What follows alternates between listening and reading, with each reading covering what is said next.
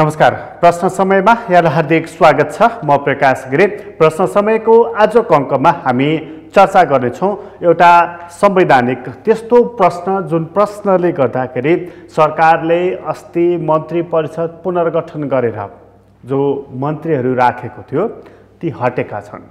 एउटा त्यस्तो बिन्दुमा पुगेर मन्त्रीहरू हटेका छन् जब सरकारले मङ्सिरमा निर्वाचन गर्ने भनेको छ। बाँकी रहेका प्रधानमन्त्री सहितका 5 जना सदस्यहरू रहेका छन् र संसद विघटनकै विषयमा पनि सुनवाई प्रारम्भ भइरहेको छ र त्यो संसद विघटन वैध कि अवैध भन्ने विषय प्रारम्भ भइरहेकै बखतमा चाहिँ प्रधानमन्त्रीले गरेको मन्त्री परिषदको पुनर्गठन अवैध छ भनेर 20 जना मन्त्रीहरूलाई घर फिर्ता गरिएको छ। अब उनीहरू मन्त्रीको रूपमा काम गर्न पाउने छैनन् र त्यसरी काम गर्न नपाउनेको लागि सर्वोच्च अदालतमा एकजना वरिष्ठ अधिवक्ता दिनेश त्रिपाठीले रिट हाल्नु भएको थियो। उहाँले कि यो ठिक भएन, संवैधानिक प्रक्रिया अनुसार प्रावधान अनुसार यो तरिका ठिक भएन भनेर हालेको निवेदनमा बहस हुँदाखेरि अन्तरिम आदेश सर्वोच्च अदालतले यस्तो दिएको छ। यसले नेपालको राजनीतिलाई शुद्ध गर्नको लागि, संविधानको व्याख्या गर्नको लागि, एउटा राजनीतिक संस्कार निर्माण गर्नको लागि कति मद्दत गर्दछ त, अथवा यो सरकारलाई असहयोग गर्ने कडीको रूपमा मात्र यसलाई विकास गर्न खोजिँदैछ त? एउटा प्रश्न त्यहाँनिर रहेको छ र महत्त्वपूर्ण प्रश्न चाहिँ जब सर्वोच्च अदालतले यो मन्त्री परिषदको पुनर्गठनलाई अवैध घोषणा गरिदियो, त्यो घोषणा गर्दै गर्दा उसले एउटा वाक्य त्यहाँनिर छोएको छ। तर त्यो वाक्यमा भनिएको छ कि संसदको विघटन भएको, सरकार काम चलाउ भएको, निर्वाचनको मिति घोषणा भएको, यस्ता वाक्यांशहरूको प्रयोग गर्दै त्यस कारणले पुनर्गठन ठिक छैन भनिएको छ। यसको आशय संसदको विघटनलाई सर्वोच्च अदालतले वैध मानिदिएको हो, स्वीकार गरेको हो, यो कोणबाट पनि बहस भइराखेको छ। आजको अङ्कमा हामी यी दुवै कोणबाट छलफल बहस गर्नेछौँ। हामीसँग कुराकानीको लागि स्टुडियोमा वरिष्ठ अधिवक्ता दिनेश अधिकारी हुनुहुन्छ, दिनेश त्रिपाठी हुनुहुन्छ। तपाईँलाई स्वागत छ। धन्यवाद।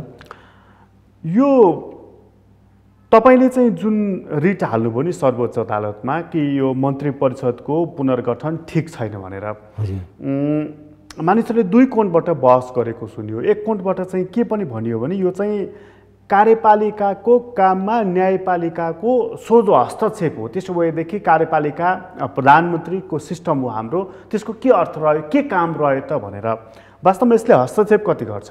होइन, यसले कुनै हस्तक्षेप किन गर्दैन भने, किनभने यो संविधान बमोजिम सरकार गठन हुन्छ, मन्त्री परिषद गठन हुन्छ, संवैधानिक प्रक्रियाद्वारा प्रधानमन्त्री नियुक्त हुन्छन् र प्रधानमन्त्रीले संविधानको लेटर एन्ड स्पिरिटलाई हुबहु पालना गर्नुपर्ने हुन्छ। संविधानलाई कुल्चिएर संविधानको लेटर एन्ड स्पिरिटलाई अनदेखा गरेर कुनै पनि क्रियाकलाप गर्न मिल्दैन। त्यस निम्ति के छ भने हामी कहाँ सेपरेसन अफ पावर छ। संविधान र कानुनको कार्यान्वयन गर्ने त्यसको कार्य चाहिँ के छ भने कार्यपालिकाको हो। तर त्यो कार्यपालिकाले आफ्नो चाहिँ पावर चाहिँ ओभरस्टेप गर्यो कि गरेन, त्यसको एउटा रखवाली गर्ने चाहिँ इन्स्टिट्युसन भनेको चाहिँ सर्वोच्च अदालत हो। र वास्तवमा के हो भने यो जहाँ पनि डेमोक्रेटिक कन्ट्रीमा एउटा किताबै आएको छ, यो चाहिँ एन्टी मेजोरिटेरियन सिस्टमको बारेमा। यसमा के छ भने किनभने सरकारले एउटा बहुमत प्राप्त गरेको छ भनेर त्यो सरकार चाहिँ निरङ्कुश हुन खोज्छ, स्वेच्छाचारी हुन खोज्छ, संविधानलाई मिचेर अगाडि बढ्न खोज्छ। र अदालतले के गर्छ भने त्यो एन्टी मेजोरिटेरियन मेजर हो, अर्थात् बहुमत तिमीलाई प्राप्त भए तापनि तिमीले चाहिँ संविधान मिच्न पाउँदैनौ, तिमीले कानुन मिच्न पाउँदैनौ, तिमीले चाहिँ संविधान र कानुनको 4 किल्लाभित्र रहेर त्यसको चौहद्दीभित्र बस्नुपर्छ, कन्स्टिट्युसनको डिसिप्लिनमा बस्नुपर्छ। त्यस निम्ति के छ भने एउटा हाम्रो नियन्त्रण र सन्तुलनको प्रणाली हो। प्रधानमन्त्री चाहिँ के छ भने मन्त्री परिषद गठन गर्न चाहिँ के छ भने सक्षम छ। तर यो कस्तो प्रधानमन्त्री हो? के यो नर्मल प्रधानमन्त्री हो? यो प्रधानमन्त्री त के छ भने पहिलो कुरा त यो संविधान बमोजिम यो प्रधानमन्त्री त पदमुक्त भएको हो, किनभने विश्वासको मत हासिल गर्न नसकेको हो। र त्यसपछि 76-3 अन्तर्गत प्रधानमन्त्री चाहिँ गठन भयो। त्यसपछि 76-4 को पनि विश्वासको मत लिएन। त्यसपछि प्रधानमन्त्रीले चाहिँ के छ भने 76-5 को प्रोसेसलाई एक्टिभेट गर्ने अनुरोध गर्यो राष्ट्रपति महोदयमा। भन्दाखेरि के हो भने अब त्यसपछि पार्लियामेन्ट अहिले डिजल्भ भइसक्यो। पार्लियामेन्ट जब डिजल्भ भइसक्यो पार्लियामेन्टले के गर्छ भने जनतालाई सरकारसँग जोड्दछ, प्रधानमन्त्रीसँग जोड्छ, मन्त्री परिषदसँग जोड्दछ। जस्तो संविधानको धारा 76-10 ले पनि के भन्छ भने प्रधानमन्त्री र मन्त्री परिषद चाहिँ संसदका प्रति चाहिँ उत्तरदायी हुन्छ। अब जब संसदै छैन भने को प्रति उत्तरदायी हुने? र यसमा एउटा कुरा के गर्यो भने कस्तो स्थितिमा प्रधानमन्त्री आफ्नो पदबाट मुक्त हुन्छ भनेर संविधानको धारा 77 ले एउटा ब्ल्याक एन्ड व्हाइटमा कुनै एम्बिग्युटी, कुनै अस्पष्टता नराख्ने गरी एउटा क्लियर कट बन्दोबस्त के गर्यो भने कुन कुन अवस्थामा पदमुक्त हुन्छ भन्दाखेरि 77(1) क ले चाहिँ भन्यो प्रधानमन्त्रीले चाहिँ राजीनामा गरेमा या प्रधानमन्त्रीले आफ्नो चाहिँ विश्वासको मतमा असफल भयो या अविश्वासको मत पारित भयो या तेस्रोमा गमा गएर के भन्यो भने यदि प्रधानमन्त्री प्रतिनिधि सभाको सदस्य नरहेमा र अर्को चौथो के भनियो भने प्रधानमन्त्री चाहिँ के छ भने को मृत्यु भएमा। यो 4 वटा कारण के हो भने प्रधानमन्त्रीले पदमुक्त हुने अवस्थाको बारेमा संविधानले परिकल्पना गर्यो। अब यहाँ चाहिँ 77 को 1 ग आकर्षित भयो किनभने प्रधानमन्त्रीले प्रतिनिधि सभा विघटन गर्नु हो। प्रतिनिधि सभा विघटन गर्दाखेरि उहाँ पनि प्रतिनिधि सभाको सदस्य हुनुहुन्थ्यो, उहाँ आफू पनि विघटित हुनुभयो, उहाँको आफ्नो पनि प्रतिनिधि सभाको सदस्य खोसियो। अब इप्सो फ्याक्टो स्वतः चाहिँ के छ भने उहाँ चाहिँ पदबाट मुक्त भइसक्नु हो प्रतिनिधि सभाको सदस्य नरहेको कारणले। अब चाहिँ के छ भने कानुनको भाषामा भन्दाखेरि इप्सो फ्याक्टो भन्छ, स्वतः त्यस्तो चाहिँ प्रधानमन्त्री चाहिँ के छ भने प्रधानमन्त्रीबाट मुक्त भयो। अब खालि के छ भने संविधानले किनभने त्यो बिचको पिरियडको लागि मुलुकको चाहिँ एउटा दैनिक प्रशासन सञ्चालन गर्नको लागि डे टु डे अफेयर्सको लागि एउटा चाहिँ सरकारलाई त त्यही सरकारले कायम राख्नुपर्छ भनेर 77(3) ले हो। यो दैनिक काम गर्ने सरकार मात्र हो कि चुनाव गराउने सरकार हो? दैनिक काम भन्नाले त्यही प्रतिनिधि सभा विघटन भएको छ भने त्यो पनि एउटा उसको रेगुलर काम हो र वास्तवमा के छ भने चुनाव गराउने पनि एउटा यस्तो हुन्छ। तपाईले 77 को ग को जुन कुरा गर्नुभयो नि त्यहाँ मलाई एउटा इन्ट्रेस्टिङ लागेको कुरा चाहिँ जस्तो प्रतिनिधि सभाको सदस्य नरहेपछि प्रधानमन्त्री पनि प्रतिनिधि सभाको सदस्य रहेन, उहाँ प्रधानमन्त्रीबाट अब काम चलाउन जानुभयो। अदालतले हिजो अन्तरिम आदेश जारी गर्दाखेरि तपाईँले दायर गर्नुभएको रिटमा प्रतिनिधि सभा विघटन भएको भनेर चाहिँ स्वीकार गरेको हो त्यो होइन? अब यो यस्तो छ मान्छेहरूको फेरि यो पनि यो अलिकति हामी बढी व्याख्या गर्न खोज्छौँ। यसमा चाहिँ अदालती प्रक्रिया के हुन्छ भने अहिले चाहिँ अदालत हिजोको जुन कोर्ट थियो, बेन्च थियो, त्यो चाहिँ कुन रिटमा विचार गर्नलाई बसेको थियो भने प्रतिनिधि सभा विघटन भएको हो, त्यो चाहिँ यथार्थ हो।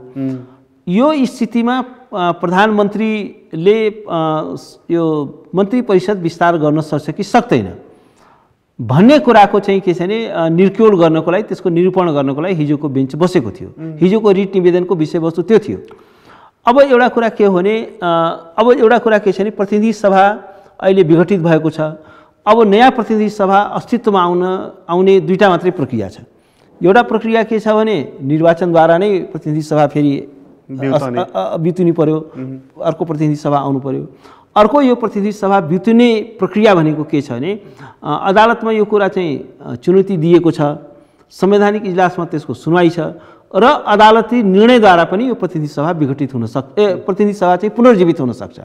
अर्को तेस्रो प्रक्रियाबाट चाहिँ प्रतिनिधि सभा पुनर्जीवित हुँदैन। त्यस निम्ति के छ भने अब आखिर जुन मितिसम्म प्रतिनिधि सभा पुनः बहाल हुँदैन, अदालतको निर्णयद्वारा बहाल हुनु पर्यो, त्यो बेलासम्म त संसदविहीन प्रधानमन्त्री छ नि त।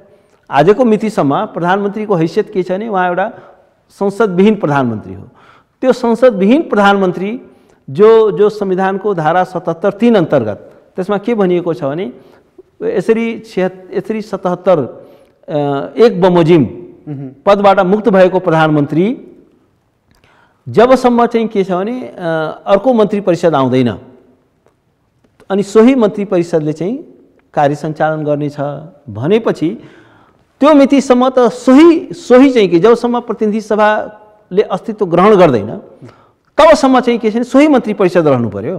त्यस कारण के छ भने अब हिजोको होइन मतलब यसमा चाहिँ यो संसद विघटन भएको कुरा सर्वोच्च अदालतले स्वीकार गरे कि गरेन? होइन, त्यसमा यस्तो छ, स्वीकार त के छ भने त्यो त स्वीकार त के, संसद प्रतिनिधि सभा त अहिले विघटित अवस्थामै छ नि। हिजोको अन्तरिम आदेशलाई होइन यस्तो छ, होइन त्यो स्वीकार गर्यो। होइन यस्तो छ, यसलाई अलिकति केयरफुली बुझौँ। प्रतिनिधि सभा विहीन अवस्थामा हामी छौँ, यो कुरा त फ्याक्ट्स हो नि त, होइन? त्यो कुरा फ्याक्ट्स हो। त्यो कुरा यो प्रतिनिधि सभा तब मात्र बहाल हुन सक्छ या त चाहिँ नयाँ निर्वाचनद्वारा बहाल हुनु पर्यो या त अदालतले बहाल गर्नु पर्यो।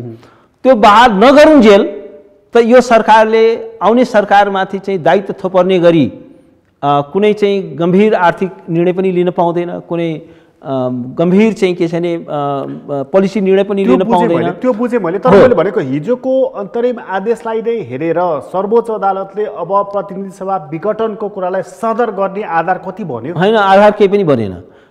अब चाहिँ के छ भने प्रतिनिधि सभा चाहिँ के छ भने ब्युतिनै चाहिँ के छ भने प्रशस्त आधार चाहिँ पैदा भयो।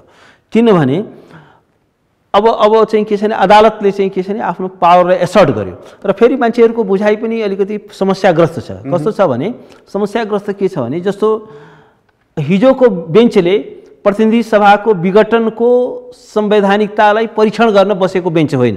एउटा हामीले यसरी बुझ्नु पर्यो कि हिजोको बेन्च भनेको प्रधानमन्त्री यो जुन प्रतिनिधि सभाको विघटन भएको छ त्यसको लिगालिटी टेस्ट गर्नको लागि बसेको बेन्च होइन। तर त्यो होइन, सुन्नुहोस् न, तर त्यसले प्रतिनिधि सभा विघटन भएको कुरालाई त स्वीकार गर्यो। होइन, विघटन त भएकै हो नि। अनि त्यसो हो भने त होइन स्वीकार, होइन सुन्नुहोस् न, त्यो त फ्याक्ट्स हो। होइन, प्रतिनिधि सभा विघटन भएको हो, तर प्रतिनिधि सभाको चाहिँ विघटन चाहिँ कानुन सम्मत छ, संविधान सम्मत छ भनेर त अदालतले बोल्या होइन नि त।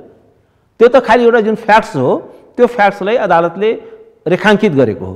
जस्तो भन्नुहोस् न, अहिले प्रतिनिधि सभा जस्तो भन्नुहोस् न, एकछिन यसलाई म क्लियर गरौँ। यदि अहिले प्रतिनिधि सभा विघटित नभएको भए अहिले चाहिँ के छ भने बजेट अधिवेशन भइरहेको हुन्थ्यो। अहिले चाहिँ के छ भने संसदमा चाहिँ के छ भने सङ्घीय संसदमा बजेट पेश हुने थियो, सङ्घीय संसदमा बजेटको छलफल हुने थियो। त अहिले प्रतिनिधि सभामा धेरै किसिमका कानुनहरू बिलहरू पेश हुने थिए भन्दाखेरि अब चाहिँ के छ भने हो अहिले चाहिँ के छ भने अहिले खालि के छ भने संसद प्रतिनिधि सभा विघटित भएको हो त्यो चाहिँ फ्याक्ट्सलाई स्वीकार गरेको हो। त्यसको लिगालिटी र कन्स्टिट्युसनालिटीलाई अदालतले स्वीकार गरेको होइन। यो कुरालाई चाहिँ अलिकति हामीले ध्यानपूर्वक बुझ्नु जरुरी छ। मैले हिजोको कुरामा एउटा मात्रै कुरा क्लियर गर्न खोजेको कि प्रतिनिधि सभा विघटन भएको सन्दर्भमा प्रधानमन्त्रीले मन्त्री परिषदको पुनर्गठन गर्न सक्नुहुन्न भनेर जुन अन्तरिम आदेश दियो त्यही कुरा नै नजिर बन्छ कि बन्दैन? अहिले जुन संसदको विघटन वैध कि अवैध भनेर होइन, त्यो नजिर बन्दैन।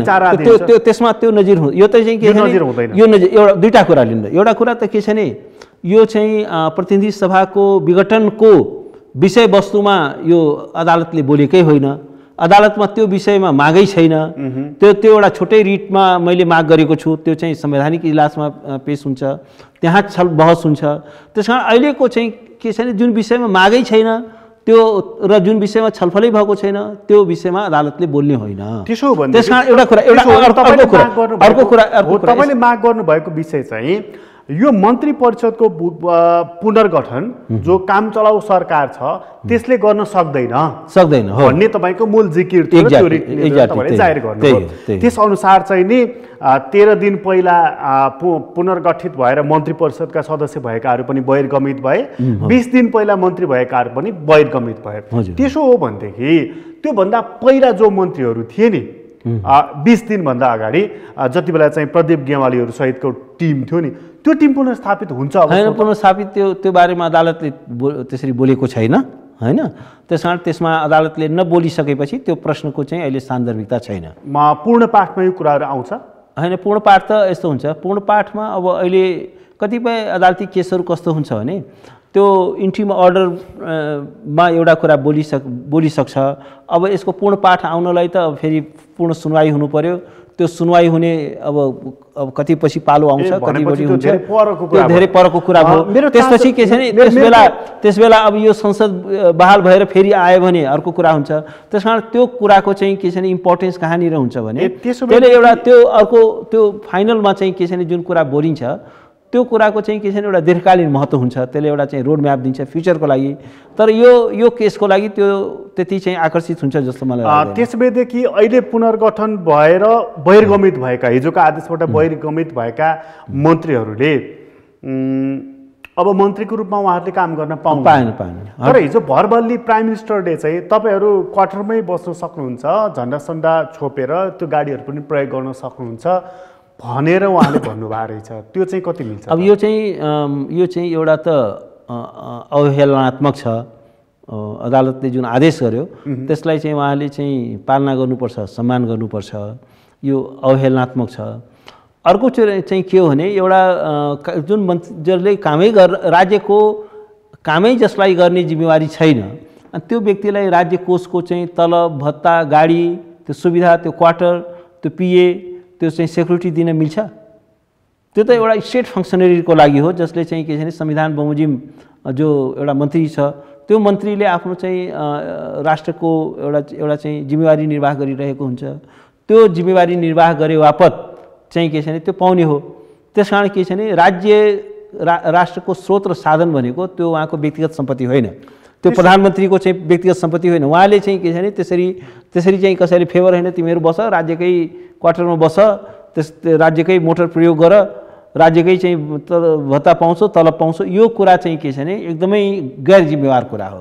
त्यससँगै अर्को एउटा वाक्य छ उहाँको कि केही न केही इन्तजाम अर्को केही हुन्छ भने मतलब प्रधानमन्त्रीले अर्को थप केही एक्सन ती मानिसहरूलाई एडजस्ट गर्ने गरी गर्न सक्नुहुन्छ? होइन, त्यस्तो केही बाटो छैन।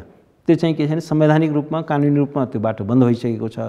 त्यो फेरि चाहिँ तत्काल उनीहरू फर्केर आउने अवस्था पनि छैन। त्यो चाहिँ कोर्टले आउटराइटली त्यो कुरालाई रिजेक्ट गरिदियो, काम गर्न पाउँदैन भनेपछि उहाँले अब काम गर्ने भनेको अर्को व्यवस्था नभएसम्म यी 5 जना मानिसहरू मार्फत नै हो। यो 5 जना व्यक्ति मार्फत यो जुन मन्त्रीहरू अहिले भएर हटे, यो 13 दिन अगाडि र 20 दिन अगाडिका, त यी मानिसहरूले यो करिब महिना दिन 20 दिनदेखि भनौँ न होइन, अधिकतम 20 दिन काम गरेका छन्।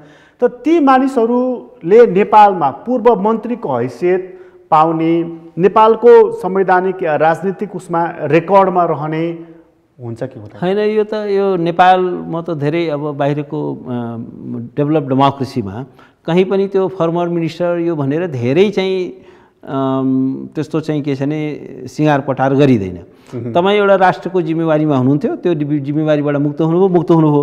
अब बिङ अ फर्मर मिनिस्टर तपाईँले कुनै चाहिँ छुट्टै सुविधा पाउने, छुट्टै पदवी पाउने भन्ने केही छैन। त्यस निम्ति के छ भने त्यो पूर्व मन्त्री भन्ने चाहिँ कुनै त्यो पद होइन। तर तपाईँ पूर्व गृहमन्त्रीलाई चाहिँ सुरक्षा त्यो पनि चाहिँ के छ भने राज्य कोषको दुरुपयोग हो क्या, ट्याक्स पेयरको पैसाको दुरुपयोग हो। फर्मर भइसक्नु सिद्धियो नि, तपाईँको जब सिद्धियो, तपाईँले चाहिँ के छ भने अब राज्यले तपाईँले पालिराख्नुपर्ने, तपाईँले चाहिँ सुविधा दिनुपर्ने। तर हाम्रोले पाल्छ होइन, यो चाहिँ के छ भने अरू मिनिस्टरलाई पाल्दैन। यो पनि के छ पूर्व गृहमन्त्रीलाई चाहिँ यो पनि एउटा हाम्रो प्रणालीमा एउटा विकृति हो। यो चाहिँ स्वस्थ परम्परा होइन। अब यो चिज खारेज भइसकेपछि उहाँले जुन यो 20 दिन काम गर्नुभयो नि, यो 20 दिनको चाहिँ सेवा सुविधा भत्ता तलब र उहाँले गरेको निर्णय के हुन्छ? होइन, सेवा सुविधा त अब त्यसमा त के छ भने काम गरेको अवधिको पाउँदैन भन्ने कुरामा अब त्यतातिर म धेरै जान चाहन्न। त्यो धेरै झिना मसिना कुरामा पनि हामी नअल्झिने काम गरौँ होइन। त्यसले चाहिँ धेरै एउटा चाहिँ हाम्रो पनि एउटा चाहिँ धेरै डिग्निटी देखिँदैन। त्यस कारण उहाँको तलब भत्ताको अब त्यो धेरै झिना मसिना कुरामा म जान चाहन्न। तर एउटा कुरा म के भन्छु नि, जुन दिनदेखि उहाँहरू पदमुक्त हुनुभयो त्यो दिनदेखि फेरि उहाँले अफिसियल गाडी युज गर्ने, अफिसियल चाहिँ के छ भने रेजिडेन्स युज गर्ने, अरू चाहिँ के छ भने सुविधा सेवा चाहिँ राज्य कोषबाट चाहिँ ग्रहण गर्ने, त्यो चाहिँ आउटराइटली पाउँदैन। यदि प्रधानमन्त्रीले पुनर्गठित गरेको मन्त्री परिषद अवैध हो, सर्वोच्च अदालतले भनिसक्यो यो ठिक भएन भनेर अवैध उल्टाइदिइसक्यो, यो कर्म अथवा यो एक्सन गलत हो भने यो एक्सन गर्ने प्रधानमन्त्री हो नि त, उहाँ चाहिँ कसरी सही हुनुहुन्छ? होइन, उहाँ त आउटराइटली गलत हुनुहुन्छ नि। त्यसो भने उहाँको हकमा पनि त उहाँले जस्तो यो त गलत काम गर्नुभएको रहेछ नि त, उहाँले कुन हदको कुन तहको दण्ड? होइन, अब यस्तो छ, यस्तो हुन्छ कि यो चाहिँ कुनै पनि संवैधानिक प्रणालीमा के हुन्छ भने हाई कन्स्टिट्युसनल फङ्सनरिजहरूले गरेको कामलाई चाहिँ अदालतले बदर गर्छ। तर अब यस बापत यति वर्ष चाहिँ कैद भुक्तान गर्नुपर्छ भन्ने चाहिँ के छ भने वर्ल्डको कुनै पनि डेमोक्रेसीमा त्यस्तो चाहिँ होइन। तर मैले भन्नु खोजेको प्रधानमन्त्री भएर उहाँले काम चलाउ प्रधानमन्त्री भएर उहाँले 20 जना मन्त्रीहरू राख्नुभयो, त्यो काम गलत थियो, हट्यो। तर त्यो काम गर्ने मानिस पनि त गलत भयो नि त। होइन, त्यो गर्ने पनि गलत भयो। तर कतिपय कुराहरू हेर्नुहोस्, एउटा हुन्छ, दुईवटा चिज हुन्छ। एउटा कुनै पनि लोकतान्त्रिक प्रणालीमा दुईवटा प्रक्रिया हुन्छ, एउटा चाहिँ पोलिटिकल प्रोसेस हुन्छ, एउटा लिगल प्रोसेस हुन्छ। पोलिटिकली अब प्रधानमन्त्रीले गरेका सबै कुराहरूको लागि कानुनमा उपचार हुँदैन। त्यो चाहिँ उहाँ चाहिँ अब जनतामा आफूले टेस्ट गर्नुपर्ने हुन्छ, त्यहाँ जवाबदेही हुनुपर्ने हुन्छ, जनताले उहाँलाई दण्डित गर्छ। त दण्डित गर्ने दुईवटा प्रक्रिया हुन्छ राजनीतिक लोकतान्त्रिक प्रणालीमा। एउटा चाहिँ जनताले दण्डित गर्ने, चुनावबाट, एउटा चाहिँ अदालतले दण्डित गर्ने या कानुन प्रक्रियाले दण्डित गर्ने। त्यस निम्ति के छ भने अब अर्को चाहिँ के छ भने अब यसै बानी जस्तो चाहिँ ती मन्त्रीहरू त दण्डित भयो, उनीहरूको त दोष होइन नि त। उनीहरूलाई त उनीहरूको पनि किन दोष होइन, उनीहरूलाई पनि थाहा छ। उनीहरूलाई नियुक्त गर्ने व्यक्तिको त दोष होला नि। होइन, दुईटैको दोष छ। एउटा गैर संवैधानिक ढङ्गले गएर नियुक्ति खानु र त्यसपछि पार्टीको तोडफोडको प्रक्रियामा चाहिँ सहभागी हुनु, अवसरवादिता देखाउनु, अफकोर्स त्यो एउटा चरम राजनीतिक अवसरवादिता हो। त्यसपछि उहाँको त भइ नै हाल्यो। उहाँले पनि के गर्नु भने एउटा प्रधानमन्त्री जस्तो व्यक्तिले आफै एउटा चाहिँ राजनीतिक दल चाहिँ तोड्दै हिँड्नुभयो र अवसरवादितालाई, राजनीतिक अवसरवादितालाई पुरस्कृत चाहिँ गर्दै हिँड्नुभयो। जस्तो भन्नुहोस् न, अहिले चाहिँ धेरै देशमा, भारतमा पनि यो एउटा डिबेट के छ भने यदि कुनै व्यक्तिले, कुनै सांसदले दल बदल गर्छ भने कहिलेकाहीँ के पनि हुन्छ भने मान्छेले आफ्नो कन्साइनले, आफ्नो चाहिँ के छ भने साँच्चीकै अब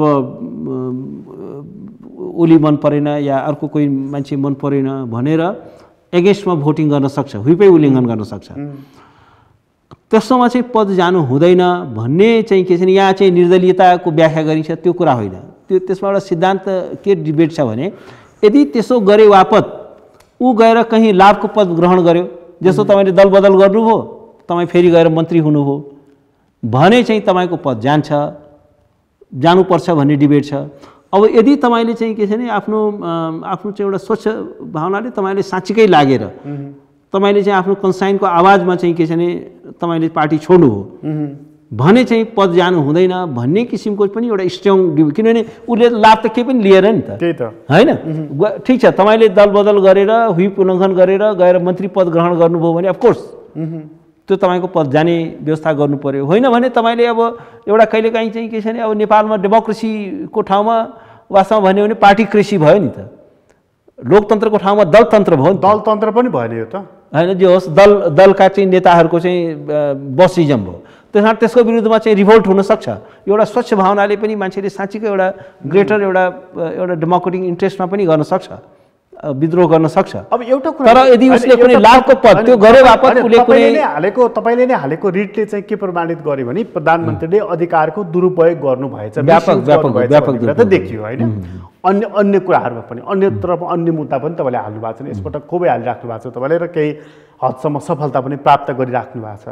त प्रधानमन्त्रीले अधिकारको दुरुपयोग गर्नुभयो, संविधानका अक्षरहरूलाई, भावनालाई किताबमा सीमित गर्ने कोसिस गर्नुभयो भनेर पनि मुद्दा हाल्नुहुन्छ। अब होइन, यस्तो छ। अब मुद्दा यस्तो छ क्या, मुद्दा हाल्ने पनि म एउटा व्यक्तिले सबै विषयमा मुद्दा हाल्ने कुरा सम्भव पनि हुँदैन।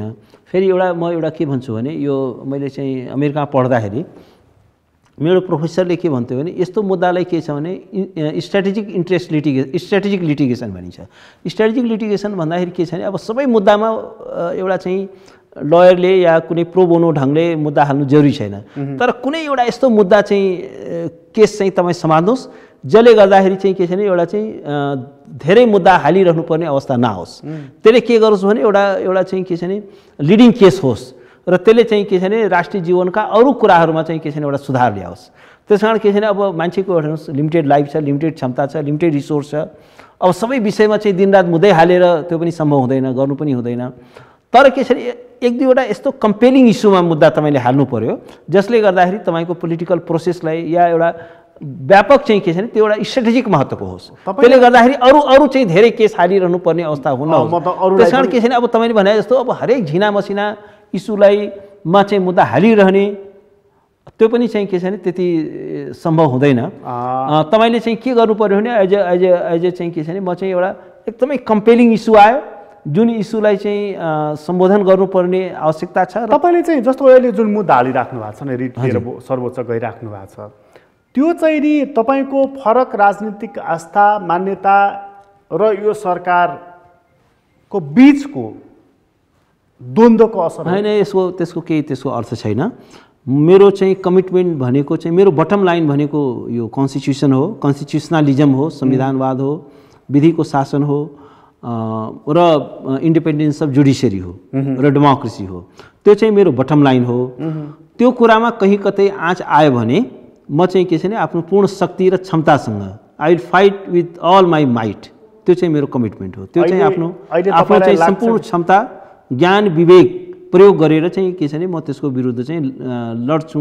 किनभने एउटा कुरा के छ भने एउटा मलाई यो मैले एउटा साना देश कम मतलब बच्चादेखि हाई स्कुलमा म ठुल्ठुला महापुरुषहरूको जीवनी पढ्थेँ। त्यो जीवनीको पनि मलाई त्यो प्रभाव होला सायद, होइन? उनीहरूले गरेका कार्यहरूको त्यो फराब होला। मण्डेला भयो, गान्धी भयो, लिङ्कन भयो, यी व्यक्तिहरूको चाहिँ के छ भने बाट सङ्घर्षको कथा र इभन लयरहरूको जस्तो अमेरिकामा अब ठुल्ठुला यस्ता लयरहरू थिए जो चाहिँ पब्लिक कजको लागि लड्थे। भारतमै पनि त्यस्ता लयरहरू छन्। त्यस कारण त्यसले चाहिँ कहीँ कतै मेरो मनमा प्रभाव होला।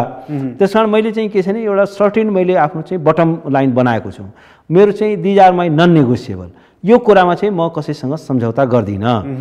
म चाहिँ के छ भने एउटा लोकतन्त्रमा विश्वास गर्ने एउटा नागरिक हुँ। म कुनै के छ भने मलाई अरू धेरै कुनै त्यस्तो राजनीतिक महत्त्वाकांक्षा पनि छैन। अथवा रिसिभी साध्दै हिँडिराख्नु भएको छ। मलाई कुनैसँग केपी ओलीजीसँग मेरो व्यक्तिगत केही पनि लिनु दिनु छैन। 20 जना हिजो जुन मन्त्रीहरू डिमोबिलाइज भयो उहाँहरूसँग पनि मेरो केही लिनु दिनु छैन। कति त मेरो एकदम राम्रो मित्रहरू पनि परेका होलान् त्यसमा, तर मैले अब त्यो मित्रता हेर्ने कुरा पनि भएन त्यसमा। कतिपय त अब हामी चाहिँ सँगै बसेर खाएको हिँडेको त्यस्ता साथीहरू पनि छन् त्यहाँ, तर मेरो त्यो कुरा म हेर्दिनँ। मेरो चाहिँ के छ भने एउटा प्रिन्सिपललाई जस्तो भन्नुहोस् न, यो संवैधानिक आयोगहरूमा जुन नियुक्ति भयो त्यसमा कतिपय मेरा एकदमै मिल्ने साथीहरू छन् त्यसमा आयुक्तहरू नियुक्त भएका। कति चाहिँ अब मलाई पढाएका गुरुहरू नै त्यसमा चाहिँ नियुक्त भएका छन्, तर मैले त्यो कुरालाई हेर्ने कुरा भएन। मैले चाहिँ के छ भने कन्स्टिट्युसन र मेरो व्यक्तिगत सम्बन्ध पनि म्याटर गर्दैन। तपाईँले त्यो अहिले हेर्दाखेरि त्यसलाई एकजना वरिष्ठ अधिवक्ता हुनुहुन्छ, अदालतमा निरन्तर गइराख्नु भएको छ, वकालत गर्नुहुन्छ, अध्ययन गरिराख्नु भएको छ। त्यो हेर्दाखेरि चाहिँ हाम्रो संविधान कति सङ्कटमा छ? संविधान त धेरै ठुलो अस्तित्वकै लडाइँ लडिरहेको छ। तर अलिकति के छ भने यताका यो दिनहरूमा खास गरेर विगत 1-2 महिनाभित्र अब चाहिँ के छ भने अदालतले पनि किनभने अदालतले पनि धेरै मुद्दाहरूमा चाहिँ खुट्टा टेकेको थिएन। अदालतले पनि त्यही एउटा जसरी जुन भिगरका साथ जुन झिलसका साथ कन्स्टिट्युसनलाई प्रोटेक्ट गर्नु पर्थ्यो, स्टेटको ज्यादतीलाई चाहिँ कन्ट्रोल गर्नु पर्थ्यो, राज्यका निकायहरूलाई पदाधिकारीहरूलाई कन्स्टिट्युसनको एम्बिटभित्र राख्न सक्नु पर्थ्यो, त्यसमा अदालत चाहिँ धेरै हदसम्म चुकेकै हो। तर अहिले यताका डेभलपमेन्टहरू चाहिँ के छ भने एकदमै आशा जगाउने खालका, मतलब संविधानको संरक्षण एकदम आशा जगाउने खालको छन्। अब चाहिँ मलाई के लाग्छ भने अदालतले एउटा चाहिँ खुट्टा टेक्यो, अब अदालतले आफ्नो पावर चाहिँ एसर्ट गर्यो। एउटा चाहिँ म तपाईँले भन्छु यो अदालतको शक्ति भनेको कस्तो हुँदो रहेछ भने एउटा चाहिँ म यो चर्चिललाई म भन्न चर्चिलको एउटा भनाइ छ क्या। चर्चिल जब प्रधानमन्त्री भयो उनले ब्रिफिङ लिने दौरानमा ब्रिफिङ लिँदाखेरि सबैले एक्सप्लेन गरे कि देश त खतम छ, यस्तो छ, यो छ, धेरै व्यथिति छ, एकदमै खराब अवस्थामा हामी छौँ, ब्रिटेन अहिले धेरै नै खराब अवस्थामा छ भने। अनि चर्चिलले सोधे कि इज कोर्ट इज फङ्सनिङ, के अदालत क्रियाशील छ, अदालत काम गर्दैछ? अनि सबैले भने होइन त्यो त छ, court is functioning reasonably well. उनले भने डोन्ट वरी, त्यसो भए केही चिन्ता गर्नु पर्दैन। अदालत यदि फङ्सन गरिरहेको छ भने, अदालतले खुट्टा टेकेको छ भने हामी चाहिँ नासिँदैनौँ, हाम्रो मुलुक नासिँदैन, हाम्रो लोकतन्त्र नासिँदैन, हाम्रो चाहिँ के छ भने विधिको शासन नासिँदैन र हामी चाहिँ के छ भने एउटा सक्सेसफुल सोसाइटीको रूपमा पुनः चाहिँ हामी चाहिँ के छ भने उदित हुन्छौँ।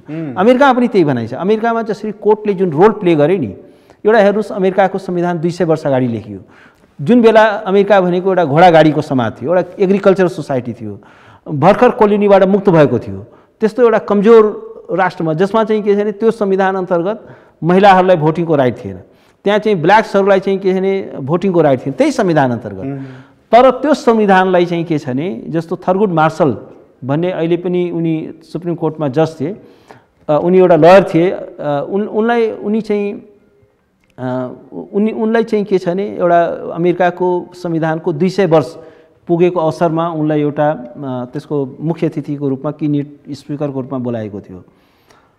उनले भने हेर्नुहोस् 200 वर्ष अगाडि जुन संविधान लेखियो त्यसमा मलाई कुनै गर्व छैन, किन त्यो एउटा डिस्क्रिमिनेटरी संविधान थियो।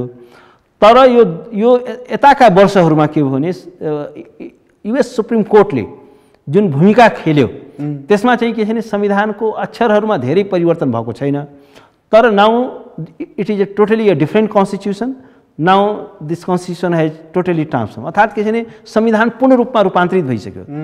संविधानको अक्षरहरूमा शब्दहरूमा धेरै परिवर्तन भएको छैन, तर अब संविधानले बोकेको मूल्य मान्यता फरक छ। त्यसकारण त्यो चाहिँ उनले के भन्यो भने I am very much proud of with my supreme court, कोर्टले जुन भूमिका गर्यो। मतलब त्यसकारण कोर्ट जब भाइब्रेन्ट हुन्छ तब डराउनु पर्दैन, लोकतन्त्र अपहरणमा पर्न सक्दैन। तर यो तपाईले यो मुद्दा लडिराख्नु भएको छ, यति आशावादी कुरा गरिराख्नु भएको छ। हिजोदेखिका दिनहरूमा अब प्रधानमन्त्रीका थप एक्सन के हुन सक्छन्? अब प्रधानमन्त्रीले कुन एक्सन चाल्न सक्नुहुन्छ? विभिन्न खालका मानिसहरूले अनुमानहरू गरिरहेका छन् र तपाईँले पनि सम्भवतः सुन्नुभएको होला कि नेपाली राजनीतिका आकाशमा एक थरी मानिसहरू होइन सङ्कटकालको चर्चा छ, एक थरी मानिसहरू भनिरहेका छन्, अर्का थरी मानिसहरू भनिरहेका छन् कि होइन राष्ट्रपतिले शासन गर्न सक्नुहुन्छ है, अब प्रधानमन्त्रीले यत्तिकै चाहिँ राजीनामा दिएर कुरुकुरु हिँड्नुहुन्न, उहाँ त्यति सहज ढङ्गबाट शासन व्यवस्था छाड्ने पक्षमा हुन्न। यी खालका चर्चाहरू चाहिँ मानिसका मनगढन्ते कुराहरू हुन्। होइन, मलाई के लाग्छ भने अब प्रधानमन्त्रीको सबै अस्त्रहरू चाहिँ समाप्त भइसकेको छ। म त के भन्छ हिजोको जुन कोर्टको अर्डर आयो त्यसले के गर्यो भने यसले के कुरालाई सिम्बोलाइज गर्छ भने now it is a end of the Oli era, Oli युगको चाहिँ अन्त भइसक्यो। एकजना मित्रले भने ओलिगार्कीको पनि अन्त भयो या ओलिटिक्सको पनि अन्त भयो। अब चाहिँ के छ भने एउटा चाहिँ फ्रेस एयर आएको छ। अब चाहिँ के छ भने षड्यन्त्र पनि के छ भने यो भन्छ मान्छेले सेटिङ छ, यो छ त्यो छ, एउटा अवस्थामा त सेटिङ पनि केही काम गर्दो रहेछ होइन। त्यस कारण के छ भने अब प्रधानमन्त्रीको सबै अस्त्र चाहिँ समाप्त भइसकेको छ। उहाँ चाहिँ के छ भने अब ओह्रालो लागिसक्नुभयो, उहाँको पतन सुरु भइसक्यो। र उहाँमा अलिकति पनि अब हुन त नैतिकताको कुरा ओलीजीसँग गर्नु त्यो पनि हास्यास्पद हो, किनभने ओलीजीसँग तपाईँले नैतिकताको आशा गर्नु भनेको बाघ चाहिँ एक दिन शाकाहारी हुनेछ, एक दिन सबै जनावरको रक्षा गर्नेछ, कुनै पनि जनावरको मासु खाने छैन भनेर आशा गर्नु जस्तै हो। त्यस कारण नैतिकताको अपेक्षा त नगरौँ, तर वास्तवमा के छैन अब उहाँसँग कुनै अप्सनै छैन। उहाँले त अब साँच्चै भन्ने हो भने यति धेरै डिस्क्रेडिटेड भइसक्नु हो, उहाँको राजनीतिक पुँजी नै समाप्त भइसक्यो, उहाँको नैतिक रूपमा च्युत भइसक्नु हो र उहाँका सबै अप्सन्सहरू समाप्त भइसकेको पछि म के भन्छ उहाँले त अब चाहिँ पद त्याग मात्र होइन अब राजनीतिबाट सन्यास लिए हुन्छ, सन्यासै लिदिए हुन्छ। अब उहाँमा अब के हुन्छ यसपछि फेरि उहाँ के पनि हुन सक्ने म देख्दिनँ। मतलब कुनै एक्सन अर्को लिन सक्ने होइन, म त्यो देख्दिनँ। त्यो चाहिँ एउटा जस्तो भनौँ न हिजोदेखि नै अस्तिदेखि नै एउटा निकै ठुलो सरगर्मी के थियो भने कि सङ्कटकाल लाग्छ। यो सङ्कटकालको हवा चल्न थालेको पनि धेरै भयो। यो चाहिँ के छ भने पहिलोचोटि प्रतिनिधि सभा विघटन हुनुभन्दा अगाडि पनि त्यो हवा चलाइएको थियो।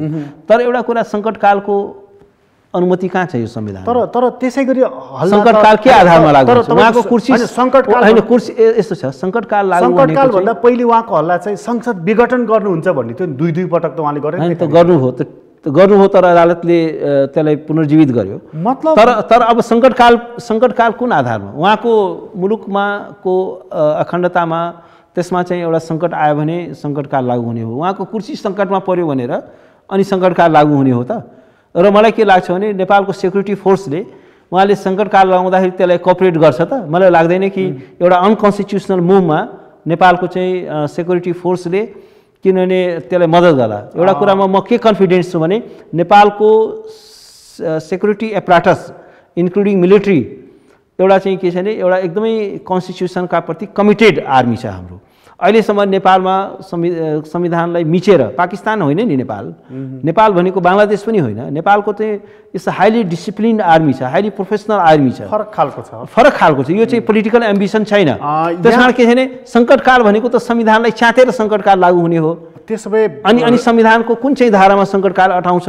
दुई तिहाईले एप्रुभ गर्नु पर्यो। कहाँबाट एप्रुभ हुन्छ? प्रतिनिधि सभा त छैन त, राष्ट्र सभामा पनि उहाँको कहाँ 2/3 छ? राष्ट्रपति नै एक्सनमा आउन सक्ने सम्भावना होइन, के कहाँबाट आउँछ? राष्ट्रपतिलाई कुन चाहिँ धाराले त्यो दिएको छ? त्यो भनेको त कु हो, र कु हुनलाई चाहिँ के छ भने जबसम्म मिलिट्रीले साथ दिँदैन, ब्याक गर्दैन, तबसम्म कु हुन सक्दैन। तर यो बिचमा उहाँले होइन, तर जस्तो चाहिँ सुरक्षा निकायका प्रमुखहरूसँग संवाद बाक्लै गरिराख्नु भएको छ होइन। तर यस्तो छ, उहाँले चाहिँ प्रयास त सबै गर्नु होला होइन, तर अब के छ भने त्यो अब चाहिँ उहाँको चाहिँ सबै अस्त्रहरू चाहिँ, सबै कार्डहरू चाहिँ सिद्धिसक्यो। के बाँकी छ अब उहाँ? अब केही पनि बाँकी छैन। अब उहाँ घर जान मात्रै बाँकी छ, राजनीतिबाट सन्यास लिन मात्रै बाँकी छ, केही पनि बाँकी छैन। भनेको बालुवाटारबाट बालकोट जाने मात्रै एकदम त्यही बाँकी छ, अरू केही पनि अरू केही पनि बाँकी छैन। र एउटा कुरा के छ भने उहाँ हेर्नुहोस्, उहाँको प्रेजेन्सले के देख्यो भने मुलुक सङ्कटमा पार्यो, लोकतन्त्र सङ्कटमा पार्यो, संविधान सङ्कटमा पार्यो, मुलुकको नेसनल इन्ट्रेस्टलाई सङ्कटमा पार्यो। त्यसमा निम्ति के छ भने अब उहाँ त म त भन्छु कुनै पनि पब्लिक पोजिसन होल्ड गर्नलाई डिस्क्वालिफाई भइसक्नुभयो। उहाँ त कस्तो धुन्धकारी मान्छे रहेछ भने, भस्मासुर रहेछ भने, जुन इन्स्टिट्युसनले उहाँले बनाउँछ त्यसैले ध्वस्त गर्नुहुन्छ। यो संविधानले उहाँलाई प्रधानमन्त्री बनायो, त्यो संविधानै तिरोहित गर्न खोजिरहनु भएको छ। यो पार्लियामेन्टले उहाँलाई प्रधानमन्त्री बनायो, त्यो पार्लियामेन्टै भङ्ग गरिरहनुहुन्छ भनेपछि उहाँ त के छ भने एउटा इन्स्टिट्युसन बिल्डर नभएर एउटा डिस्ट्रक्टर हो, एउटा चाहिँ के छ भने उहाँ चाहिँ एउटा त्यसको संहारकर्ता हो, ध्वंस गर्ने, एकदम ध्वंसकर्ता हो। उहाँको चाहिँ व्यक्तित्व चाहिँ के छ भने डिस्ट्रक्टिभ पर्सनालिटी हो, उहाँको कन्स्ट्रक्टिभ पर्सनालिटी होइन। यो जुन मुद्दा छ नि अहिले सर्वोच्चमा विचाराधीन रहेको, सुनवाई प्रारम्भ भएको कि संसदको विघटन वैध कि अवैध भनेर, यिनै दुईवटा कन्डिसन छ। एउटा चाहिँ जस्तो मान्नुहोस् कि यो अवैध छ भनेर भनिदियो भनेदेखि चाहिँ संसदको पुनर्स्थापना हुन्छ, त्यसपछिको प्रक्रिया संविधानको धारा 76(3) अनुसार कि 5 अनुसार भन्ने कुरा सायद सर्वोच्चले बोल्छ होला, बाँकी प्रक्रिया कसरी अगाडि बढ्छ भनेर। तर अर्को परिकल्पना, यदि प्रधानमन्त्रीले भन्नुभएकै जस्तै गरी अदालतले ठिक छ संविधानका धाराहरूको प्रयोग गर्दै विघटन भएको हुनाले सदर भनिदियो भनेदेखि, हामीसँग अहिले 5 जना मन्त्री छन् प्रधानमन्त्री सहित, यसले 6 महिनाभित्र निर्वाचन गर्नुपर्ने संवैधानिक बाध्यता छ र यो सरकारको वैधानिकता विश्वसनीयता माथि प्रश्न छ। विपक्षीहरूले हिजै मात्र पनि संविधानमाथि सङ्कट भनेर वक्तव्य 4 दलहरूले वक्तव्य जारी गरेका छन्। भन्नुको मतलब चाहिँ विघटनै भएछ अरे भने पनि चुनावको लागि कठिन छ अवस्था। त्यति बेला चाहिँ नि हिजो जसरी खिलराज रेग्मीलाई ल्याएर सरकारको नेतृत्व दिएको थियो त्यस्तै खालको अवस्था आइपुग्छ नेपाल? होइन, यस्तो छ, त्यो कुरालाई हाम्रो संविधानमा त्यस्ता कुराहरू अटाउँदैनन्, संविधानको परिकल्पना त्यस्तो छैन। त्यस निम्ति के हो भने अब त्यो सबै कुराहरूको त्यो अड्कलबाजी मात्रै हुन्, त्यस्तो केही पनि हुन गइरहेको छैन। त्यसमा हामी चाहिँ ढुक्क हुनु जरुरी छ। र एउटा कुरा के छ भने फागुन 11 गतेको जुन नजिर छ, त्यो नजिरले यो अदालतलाई अब धेरै अप्सन दिँदैन, प्रतिनिधि सभा बहाल नगर्ने अप्सन चाहिँ दिँदैन। किनभने पुनर्स्थापना, किनभने फागुन 11 गते एउटा कुरा बोलिसक्यो नि कि वैकल्पिक सरकार निर्माण हुन सक्ने सम्भावना भएसम्म त्यो चाहिँ प्रतिनिधि सभा विघटित हुन सक्दैन भनेपछि त अब 146 जना त सशरीरै अदालतमा उपस्थित भए नि। 146 जना भनेको चाहिँ के छ भने it's more than majority, it's enough, it's a very comfortable majority. यो जस्तो विघटनकै बाटोमा जाँदाखेरि चाहिँ 6 महिनाभित्र निर्वाचन गर्नुपर्ने संवैधानिक बाध्यता छ। त्यो त अफकोर्स छ। त्यो जुन 6 महिनाको जुन टाइम फ्रेम छ नाग्न सक्छ कि सक्दैन? त्यो त नाग्न मिल्दैन। भनेको त्यो भित्र चुनाव हुनै पर्छ। त्यो त भएन भनेदेखि चाहिँ भएन भने यो संविधान फेल भयो नि, संविधानभन्दा बाहिर भयो नि, त्यसको लेजिटिमेसी सिद्धियो। यो चाहिँ के छ भने सरकारको लेजिटिमेसी, सबैको लेजिटिमेसी सिद्धियो। तर अब त्यो अवस्था नहोला। अघि तपाईँ भन्दै हुनुहुन्थ्यो नि संविधान चाहिँ एउटा अस्तित्वको लडाइँ सङ्कटमा छ है भनेर। यदि विघटनको माध्यमबाट अघि बढ्यो भनेदेखि मङ्सिरमा निर्वाचन हुनै पर्छ, कुनै हालतमा हुनुपर्छ। यदि भएन भने अर्को भ्याकुम, अर्को अँध्यारो सुरुङतर्फको यात्रा आरम्भ हुन्छ। हजुर, त्यो डरलाग्दो हुन्छ। त्यो डरलाग्दो हुन्छ, भयावह हुन्छ। त्यो चाहिँ नेपाल चाहिँ एउटा चाहिँ ठुलो पोलिटिकल अनसर्टेनिटीमा, एउटा पोलिटिकल ब्ल्याक होलमा पछि जस्तो हुन्छ। मलाई एउटा कुरा बताइदिनुहोस्, तपाईँ राजनीतिक विश्लेषण पनि गरिराख्ने मानिस, कन्स्पिरेसी थ्योरीमा विश्वास गर्नेहरू चाहिँ नेपालमा एउटा दुर्घटना निम्ताउन कोसिस हुँदैछ होइन, भनेर कोसिस होइन भन्दछ, छ, हैन? कन्स्पिरेसी अफकोर्स नि। अनि यदि त्यसो हो भनेदेखि त अदालत समेतको प्रयोग गर्दै निर्वाचनकै बाटोतर्फ धकेल्ने र अनिश्चितताको यात्रा आरम्भ हुने होइन, सम्भावना यस्तो पनि छ, उत्तिकै रह्यो नि। यस्तो छ, कन्स्पिरेसी भइरहेको छ, कन्स्पिरेसी छ। केपी ओली आफै एउटा कन्स्पिरेसीको सूत्रधार हुन्। तर एउटा कुरा के हुँदो रहेछ भने सधैँभरि चाहिँ षड्यन्त्रले मात्रै काम गर्दो रहेनछ। एउटा स्थितिमा के हुँदो रहेछ भने त्यो षड्यन्त्र पनि फेल हुँदो रहेछ। जस्तो भनौँ न, त्यो यो कुरा त मार्केटमा एउटा सबैको चलन चल्तीमा थियो कि यस्तो सेटिङ छ, उस्तो सेटिङ छ, थियो कि थिएन? त्यो सबै सेटिङहरू कहाँ गए त अहिले? त्यस कारण एउटा स्थितिपछि त्यो सेटिङले पनि काम गर्दो रहन्छ, एउटा अवस्थापछि षड्यन्त्रले पनि काम गर्दो रहेनछ। त्यस कारण के छ भने every conspiracy has its limit. हरेक षड्यन्त्रको चाहिँ एउटा चाहिँ के छ भने सीमितता छ। र एउटा कुरा चाहिँ हामी के बुझ्नु जरुरी छ भने एउटा ओपन सोसाइटीमा, लोकतान्त्रिक समाजमा जहाँ यत्रो मिडिया छ, यत्रो चाहिँ सिभिल सोसाइटी छ, यत्रो चाहिँ लिगल कम्युनिटी छ, यत्रो चाहिँ के छ भने इन्डिपेन्डेन्ट प्रेस छ, यत्रो चाहिँ के छ भने सुप्रिम कोर्ट छ, कोर्टले फङ्सन गरिरहेको छ। त्यस कारण यो षड्यन्त्रको पनि एउटा सीमा हुन्छ। एउटा सीमासम्म चाहिँ षड्यन्त्रले पनि काम गर्ला, एउटा सीमासम्म चाहिँ षड्यन्त्रले सेटिङले पनि काम गर्ला। तर अब चाहिँ के छ भने त्यो उहाँको चाहिँ औकातभन्दा बाहिर भइसक्यो। अहिले चाहिँ ओलीजीको औकातभन्दा यो बाहिर भइसक्यो। उहाँको षड्यन्त्रले, उहाँको चाहिँ सेटिङले, उहाँको चाहिँ मेनिपुलेसनले केही पनि ठेक्न सक्दैन। किनभने उहाँले षड्यन्त्र गरेकै हो नि। पार्टी फुटाएर पनि चाहिँ उहाँले ल्याएर चाहिँ के छ भने बहुमत पुर्याउँदै हुनुहुन्थ्यो, तिनीहरूलाई मन्त्री बनाउनु हो। आफ्ना चाहिँ के छ भने हिजो ओलीबा भनेर जय जयकार भएका व्यक्तिलाई पनि झिङ्गा सर फालिदिनु भयो। त्यसलाई पनि उहाँले रुथलेसली एकदमै निर्दयतापूर्वक तिनीहरूलाई पनि कत्लेआम गरिदिनु हो। र कतिपय ओलीबा भनेर बिचाराहरू, त्यो मलाई त दया पनि लाग्छ, सडकमा नारा लगाउँदै हिँड्थे, अनि तिनीहरूलाई पनि मन्त्री बनाउनु भएन भनेपछि त षड्यन्त्र त गरेकै हो। तर अब अहिले चाहिँ षड्यन्त्रहरू सबै फेल भयो। अब त्यसपछि सबै चाहिँ कोलाप्स भयो षड्यन्त्र। सबै षड्यन्त्रका जुन महलहरू बनाइएका थिए ती तासको महल जस्तै चाहिँ धराशायी भयो, ढल्यो। अब त्यसपछि संसद पुनर्स्थापनाको अदालतसँग पनि अर्को विकल्प छैन। संसद पुनर्स्थापना भएर आउँदाखेरि चाहिँ यसमा अलिकति धेरै खालका विचारहरू आइरहेका छन्। तपाईँको विचार पनि पटक पटक आइसकेको छ। र पनि एउटा कुरा जान्न चाहेको मैले, संसदको पुनर्स्थापना भएपछि सर्वोच्च अदालतले नै विपक्षी गठबन्धनले भने जस्तै गरी शेरबहादुर देउवालाई प्रधानमन्त्री भनेर अदालतले नै तोकेर पठाइदिन सक्छ कि यो संसदको कार्यक्षेत्रभित्र पर्छ, पुनर्स्थापना भयो, अब बाँकी काम संसदको भनेर भन्नुपर्ने होइन? त्यो यस्तो छ। यो केसको फ्याक्ट्स चाहिँ कस्तो छ भने यो केसको फ्याक्ट्सले चाहिँ के छ भने शेरबहादुरजीलाई मद्दत गर्छ। त्यो कहाँबाट मद्दत पनि गर्छ भने जस्तो राष्ट्रपति कार्यालयबाट जुन 7 गते मध्यरातमा जुन पहिलो विज्ञप्ति निस्कियो, दोस्रो विज्ञप्ति त विघटनको मध्यरात नाघिसकेपछि, टेक्निकली चाहिँ जेठ 8 गते हो, तर अब मध्यरातमै भयो। त्यसमा एउटा कुरा के भनियो भने दुईटा दाबी पर्यो भनेर भनियो, होइन? तर यथार्थ के हो? के दुईटा दाबी परेकै हो त? जस्तो भन्नुहोस् न, केपी ओलीजीको दाबीलाई के दाबी बाँड्न मिल्छ कि केपी ओलीजीले त उहाँले आफैले यो चाहिँ परित्याग गरेको हो। उहाँ आफै म चाहिँ प्रधानमन्त्रीमा अब म नसक्ने भएँ, मैले विश्वासको मत जुटाउन नसक्ने भएँ भनेर चाहिँ के छ भने 1 घन्टा अगाडिसम्म पनि टेलिभिजनमा त्यही बोल्दै हुनुहुन्थ्यो। अनि त्यसपछि के छ भने लास्ट मिनटमा जब उहाँले सुन्नुभयो न्युज कि होइन यो उहाँको पक्षमा, देउवाजीको पक्षमा 149 को हस्ताक्षर भइसक्यो भनेपछि दौडेर उहाँ त्यहाँ पुग्नुभयो। उहाँले त मैले मार्ग प्रशस्त गरेँ भनेर चाहिँ के छ भने टेलिभिजनमा एड्रेस गर्दै हुनुहुन्थ्यो। भनेपछि चाहिँ के छ भने दाबी त उहाँले परित्याग गरिसकेको हो र उहाँले दाबी परित्याग गरिसकेकै कारणले त्यसैलाई टेकेर, उहाँकै पत्रलाई टेकेर अब अनुरोध गरेको कुराको संवैधानिकताको बारेमा एउटा छुट्टै बहस गरौँला, संविधानमा अनुरोध गर्न पाइन्छ कि पाइँदैन, तर उहाँले अनुरोध गरेर अनि 76(5) को प्रक्रिया राष्ट्रपतिले आह्वान गर्नुभएको हो, होइन?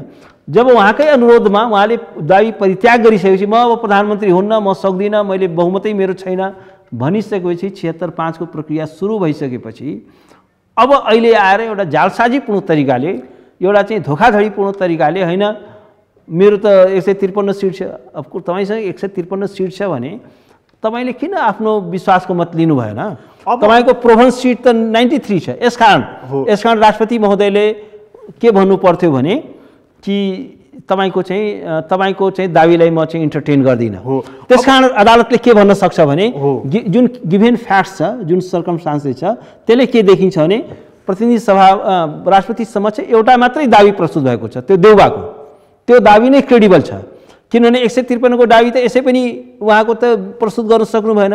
तर शेरबहादुरजीले त 146 जना त अदालतमै लाइन लगाइदिनु हो, सशरीरै उपस्थित भए भनेपछि देउबाको नम्बरको हिसाबले पनि देउबाकै दाबी क्रेडिबल देखियो र लिगली पनि, किनभने एउटा चाहिँ के छ भने एउटा कानुनका सिद्धान्तहरू छन्। तपाईँले एउटा दाबी परित्याग गरिसकेपछि फेरि मै हुँ, यो घर मैले बेचिसकेँ होइन, फेरि यो घर मेरै हो, मैले त बेचेको होइन भन्न मिल्छ? भनेपछि अदालतले शेरबहादुर देउवा नै प्रधानमन्त्री हो भने हो। त्यस कारण अदालतले अरू नबोले पनि यति त अदालतले बोल्नलाई बाध्य छ कि दाबी एउटा मात्रै हो शेरबहादुर देउवाको।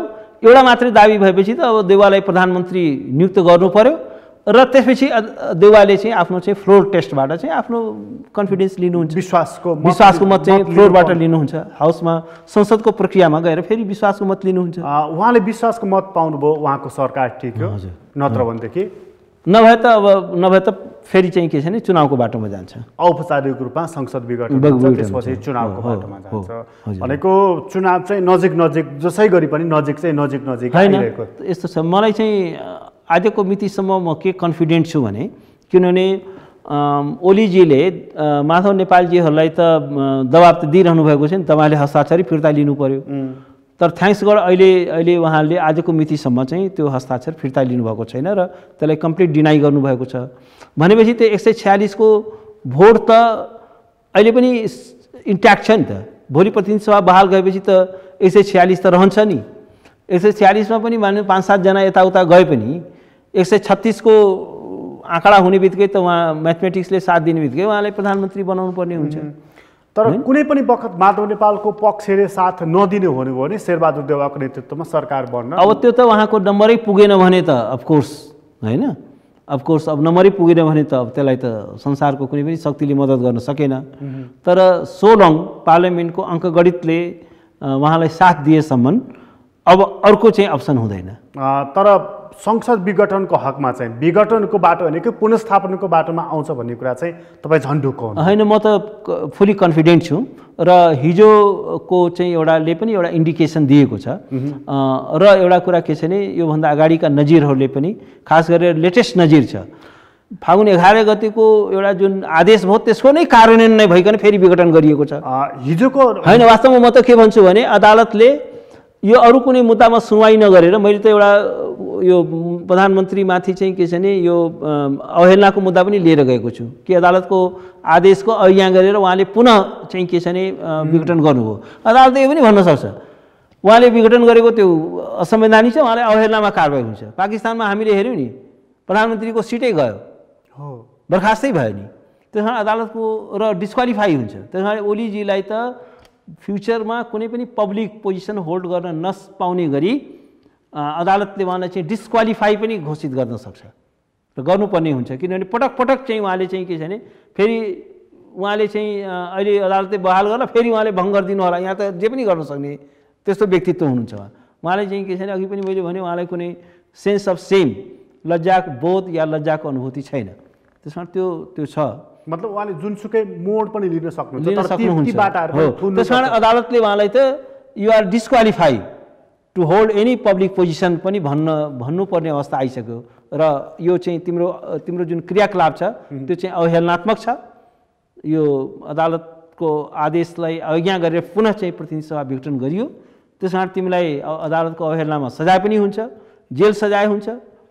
त्यो चाहिँ कानुनले नै व्यवस्था गरेको छ, 1 वर्षसम्म जेल हुनसक्छ र तिमी फ्युचर पोजिसन चाहिँ के छ भने होल्ड गर्नलाई चाहिँ के छ भने यु आर डिस्क्वालिफाई भनेर पनि अदालतले बोलिदिन सक्छ। तपाईँलाई धेरै धेरै धन्यवाद। थ्याङ्क यू सो मच, मलाई बोलाउनु भयो, आफ्नो विचार राख्ने मौका दिनुभयो, धेरै धन्यवाद। आदरणीय दर्शकवृन्द, तपाईँलाई पनि धन्यवाद। आज हामीले वरिष्ठ अधिवक्ता दिनेश त्रिपाठीसँग कुराकानी गरेका थियौँ र उहाँले हिजै मात्र पनि सर्वोच्च अदालतमा दायर गर्नुभएको रिटमा कि काम चलाऊ सरकारले मन्त्री परिषद पुनर्गठन गर्न हुँदैन भनेर दायर गर्नुभएको रिटमा सर्वोच्च अदालतले महत्त्वपूर्ण एउटा फैसला गरेको छ कि यो ठिक छैन भनेर। त्यस कारणले 20 जना मन्त्रीहरू रिक्त भएका छन्। त्यस्तो व्यक्ति त्यस्तो पात्रलाई हामीले यो कदम तपाईँले किन चालु भयो त भन्ने सन्दर्भमा कुराकानी गरेका थियौँ। अहिलेको लागि प्रश्न समय यति नै। प्रश्न समयबाट म प्रकाश गिरीलाई बिदा दिनुहोस्। सगरमाथा टेलिभिजन हेर्दै गर्नुहोला। नमस्कार।